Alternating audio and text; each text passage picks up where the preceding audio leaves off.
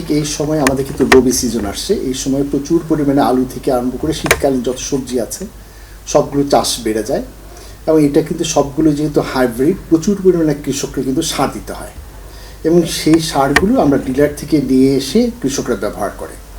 সরকার যদিও বলছে, বারবারই বলছে যে আমাদের সারের দাম বাড়বে না, আসলে বাড়ার কথা না, কিন্তু ডিলার থেকে সব কিছুর দামটা নিয়ন্ত্রণ করছে ডিলাররা। কৃষক সরাসরি যেহেতু ডিলার থেকে সারগুলো কিনছে, ডিলাররা যেভাবে তাকে নিয়ন্ত্রণ করছে সেভাবে কিন্তু দামগুলো সেভাবে কিনতে হচ্ছে। সমস্যাটা হলো, যার জন্য সে প্রতিটা সবজির জন্য, আলু ধরা যাক, পটল ধরা যাক, যে কোনো সবজির জন্য যে সারটা কিনতে হচ্ছে, ডিলারের কাছে যখন যাচ্ছে বস্তায় বস্তায় সার কিন্তু কিনতে হচ্ছে, কারণ হেক্টর জমিতে সার দিচ্ছে। যার ফলশ্রুতিতে ওখানে কিন্তু কয়েক টাকা যদি দাম বাড়িয়ে দেয় ডিলাররা, তাহলে কিন্তু দেখা যাচ্ছে যে প্রচুর পরিমাণে কিন্তু ইনপুট কস্ট বেড়ে যাচ্ছে কৃষকের।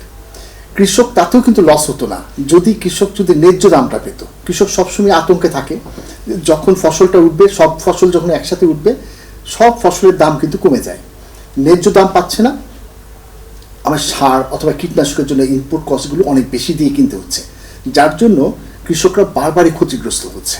এখানে সরকারের যেটা করণীয় হচ্ছে ডিলারদেরকে নিয়ন্ত্রণ করা। ডিলারকে যদি ধরে দেওয়া হয় যে এই দামে বেশি ইউরিয়া, টিএসপি, মিওটো, পটাশ বিক্রি করা যাবে না, তাহলে কিন্তু কৃষকরা লাভবান হতো। যেহেতু ডিলারদেরকে বা সার ইনপুট যারা করছে তাদেরকে প্রচুর পরিমাণে সরকার কিন্তু ভর্তুকি দিচ্ছে, ভর্তুকি দেওয়ার পরেও কিন্তু দাম কমাচ্ছে না তারা, যার জন্য ক্ষতিগ্রস্ত হচ্ছে কৃষকরা।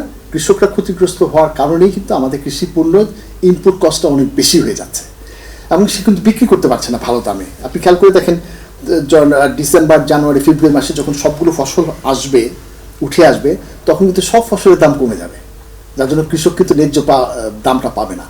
ইনপুট কস্ট বেশি হয়ে যাওয়ার ফলে কৃষকরা বেশি ক্ষতিগ্রস্ত হচ্ছে।